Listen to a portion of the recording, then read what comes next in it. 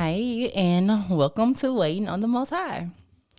So, today we're going to talk about humility because the past couple of years, I feel like I don't think the Lord can humble me any more than He already has.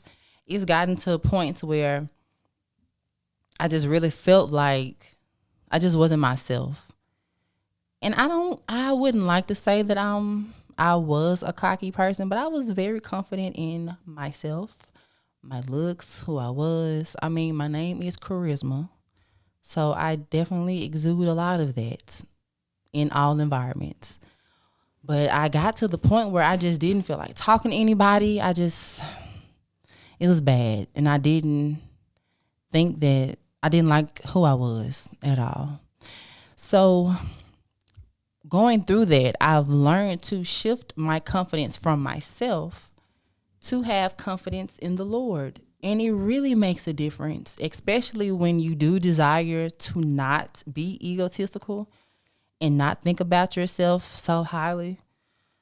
But I feel like he ain't have to do me the way he did because, baby, when I say he brought me down, all the way down. But Proverbs 3, chapter 3, verse 26, it says, "For the Lord will be your confidence and will keep your foot from being taken." And that just really stood out to me so much. One time when I was having Bible study, it was one night I was just so sad and just crying, just bad crying, like I should have got a Grammy for that cry. And I'm sitting there and I'm reading and I was like, God, I think that's it. I think I just had so much confidence in who I was and what I had that when I felt like everything was taken away from me, I literally didn't know what to do. I didn't know who I was outside of my family. And when my husband and I decided not to be together, I was just so devastated.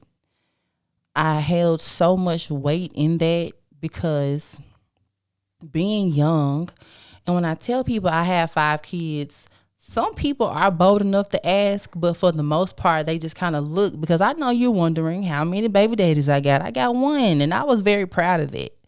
And I really wanted to hold on to the image that he and I portrayed, and it just wasn't genuine. And I don't think for a very long time, neither one of us was genuinely happy. But I held so much confidence in myself and what I thought I was capable of doing. I'm a pretty smart person. I had a pretty decent job. I got some really good kids, and I felt like I had a good marriage. And literally, just all of a sudden, everything changed. And as my marriage was changing, I decided to also listen to God and realize that where I was working just wasn't a fit for me anymore.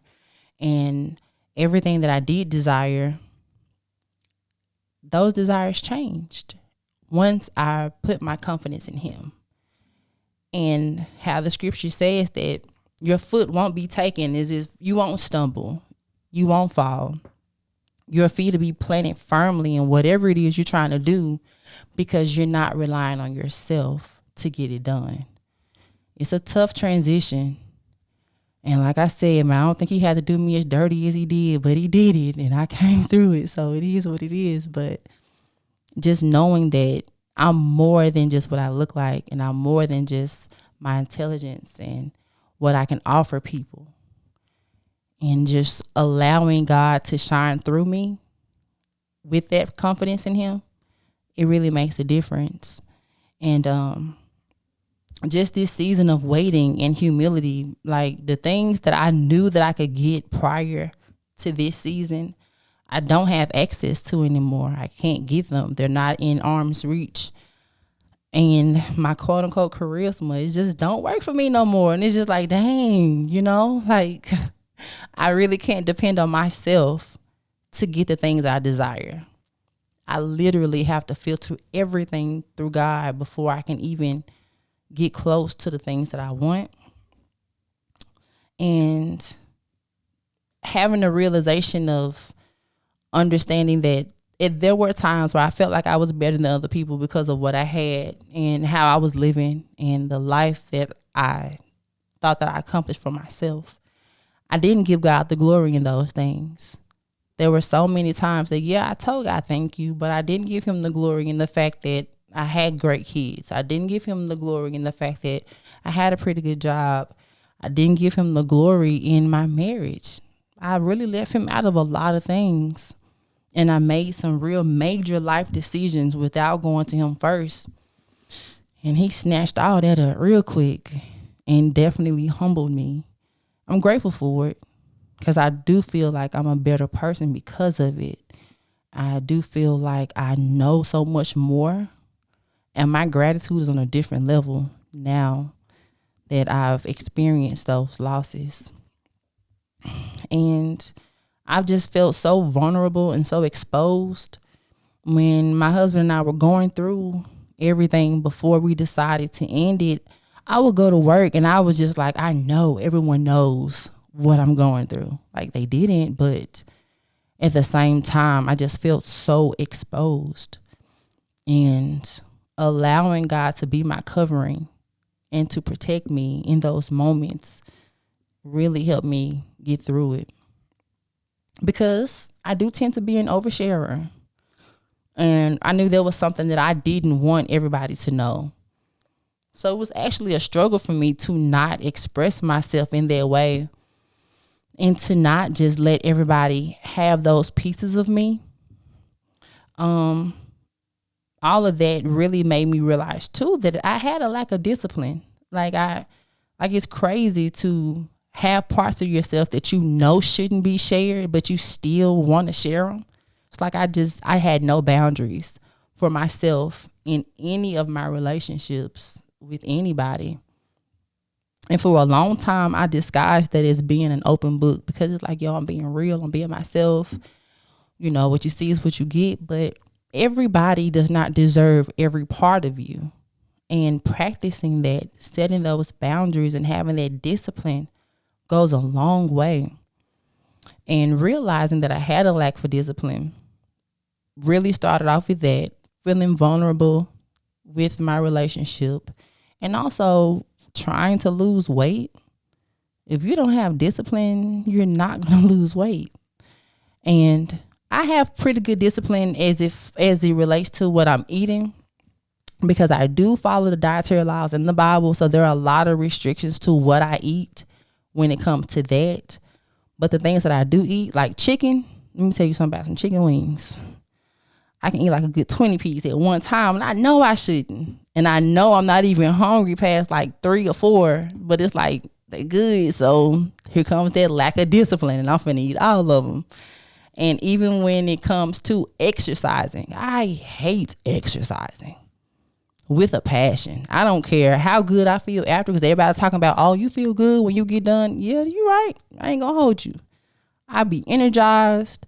I feel like I've accomplished something, but why would I put myself through that for 30 minutes just to feel good for 10? I'm good. I don't want to do it. But again, that's that lack of discipline.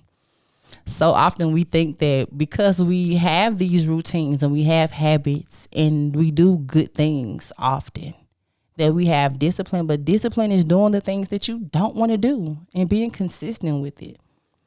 That's when you definitely are able to prove to yourself and others that you are disciplined. And being a mother of kids, man, I have to be an example to them. I can't expect them to have self-control. I can't expect them to be disciplined when I'm not around if I can't even do it. There's no one, well, God is monitoring what I do, but there's no one over my shoulder reminding me to do these things every day. It's up to me. So having that discipline really goes a long way when you're trying to lose the weight of relationships, the weight of stress, and definitely the weight of actual pounds. So that's something I'm still working on.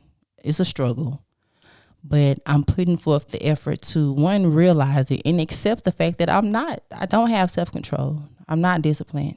And I thank God for putting me in situations to where I have no choice but to be disciplined. When it comes to my eating, that's definitely something that I have to be conscious of and make choices about. When it comes to things like sex, It's not my choice to not have sex. I ain't gonna hold you. But it's like God is constantly putting me into situations to where it's not even accessible to me. So I'm grateful for that. And practicing that discipline in the moments that I may have an opportunity to indulge in the things that I probably shouldn't be indulging in, I feel good afterwards. So I guess it's worth it.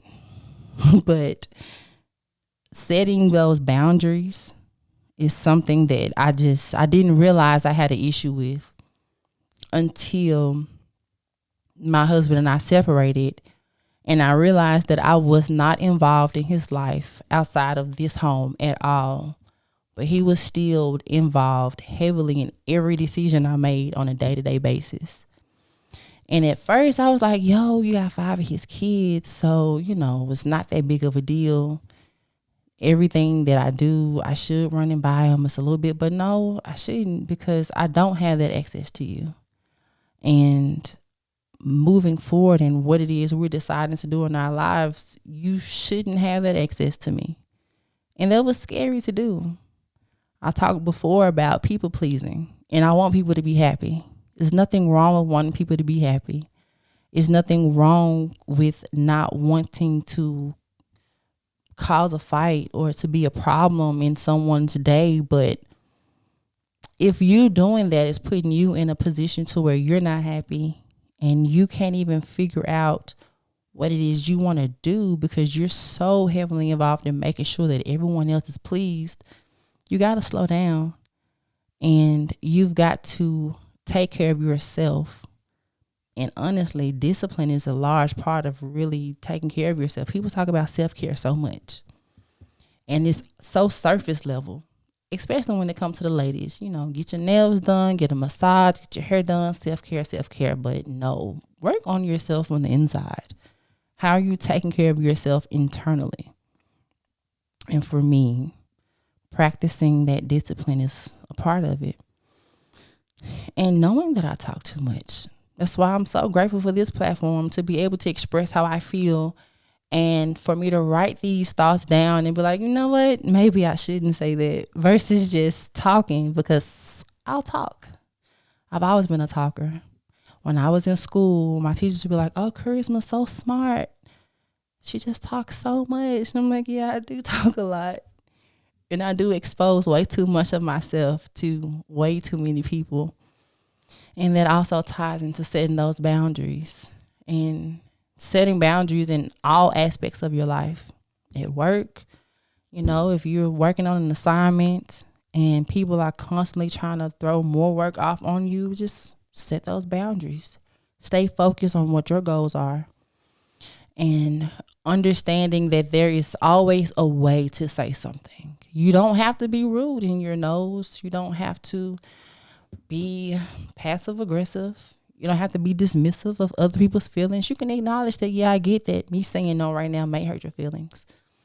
Me setting these boundaries when it came to my kid's dad, bro, like when I changed the locks to my house, you definitely would have thought I stole some money out of his wallet or something. Like it was the end of the world. But no, bro, this is not your house anymore. And we decided to change the way our lives look. So why can't I stick to that? Like, what's my problem? I can't blame you for that. That's something that I got to work on for me. And once I started setting those boundaries and actually sticking to them, that's the thing. It's easy to set a boundary. It's easy to say I'm going to do something, but actually enforcing it on the regular, that's hard for me. It really is. I don't like people to be upset with me. I don't like people to be angry. I'm one of the people that go through the drive-thru and I really want some honey mustard with my chicken nuggets, but if you ain't got it in the bag, I'm just going to drive off. I'm not even going to say anything. I'm getting better at that. It feels good. But practicing discipline and setting boundaries and standing up for yourself, even in small situations like that, creating habits for yourself, it makes a huge difference, So because I am able to ask for my honey mustard now, I am also able to tell people no in more important situations in life. So don't think that you can do something overnight And don't try to eat the whole elephant at one time, just one bite at a time. You'll get it done. And I practice what it is I want in one area in everything that I want in my life. When it comes to discipline and setting boundaries, I even practice it with my kids. You know, everyone wants to be up under me all day, every day. It's okay to tell your kids, like, hey, I'm about to read this book for about 30 minutes. I'm going to need you to find something else to do for a little while before we play this game. And that's a part of self-care. And that's a part of understanding what it is you need in the moment to regulate your emotions, to create those habits so that the big thing won't seem so big when it's actually time to do it, you know? And stuff like making your bed every day. People say it, and I used to think like it can't be that big of a deal to make my bed every day, but it actually does make a difference. Like I wake up at a certain time. I have an actual morning routine that I stick to every day. So now when it comes to the things that I have to stick to that are really important, it's not difficult because I've already gotten myself in a position to where I've disciplined myself enough to wake up at 5 o'clock in the morning and to make up my bed and to enforce it. Like no matter what I'm doing, even if I'm running behind, I rearrange something else because I've told myself this is something I want to do every day so that I can make sure it's getting done. Picking up stuff around the house. Like if I got a lot of kids, so stuff gets out of place a lot. And it used to be a time period where I'm like, yo, I'll put that up later. Or I'll tell one of them to pick it up later on. But no, if you see something out of place, go ahead and fix it. That also helps you to notice those things internally. If you see something out of place in yourself, if you see an emotion within yourself or you feel something that's not right, address it right then and there. Don't wait. Don't push it to the side because the goal is to grow, right? The goal is to be a better person. The goal is to be more connected with God and not just connected with yourself in the external world. Everybody's so focused on what everyone else thinks, how everyone else feels. Some people are even way too focused on what they feel, like what does self feel. But how often are you asking God, how does this make you feel? That really makes a difference in your decisions and how you're moving through life, you know, when you know that there's a greater purpose behind literally everything. It makes a difference when you're making your bed every day. There's a greater purpose behind it. It's not just making your bed.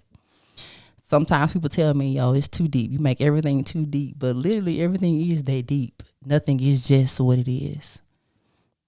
So keeping those things in mind and understanding the importance of discipline. And it's not just about dieting or setting boundaries. Like discipline is self-control. And it's literally one of the fruits of the spirit.